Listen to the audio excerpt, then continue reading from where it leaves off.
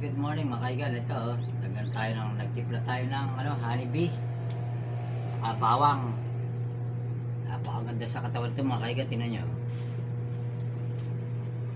Ito ang ginagamit ko mga kaigan ha. Maraming pwedeng maging gamot ito sa mga sakit.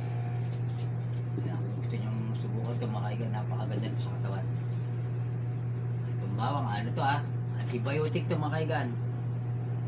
Ano man yung mga sumasakit sa loob ng tiyan nyo o mga organ, ba ito, maganda ito mga kaibigan. Ito namang honeybee, ano ito, vitamins ito mga kaibigan. Tsaka nakapagpaganda ng circulate ng nagse-circulate ng dugo to, itong bawang mga kaibigan. Tama to sa mga may high blood. Yan, sumasakit ang tiyan,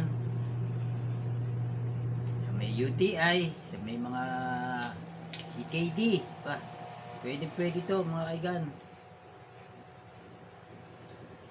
Maraming benepisyo mga kaigan oh. Ito ang gamit ko oh. May diabetes, pwede rito. Itong honeybee nito matamis to ha. Kahit may diabetes ka, okay to kasi natural to eh. Ito yung honeybee. May tamis to pero walang epekto sa may mga sugar ha.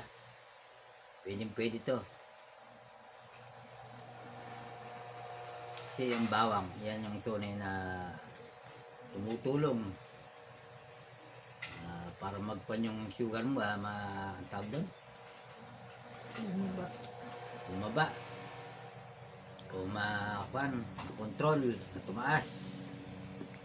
Yan, okay.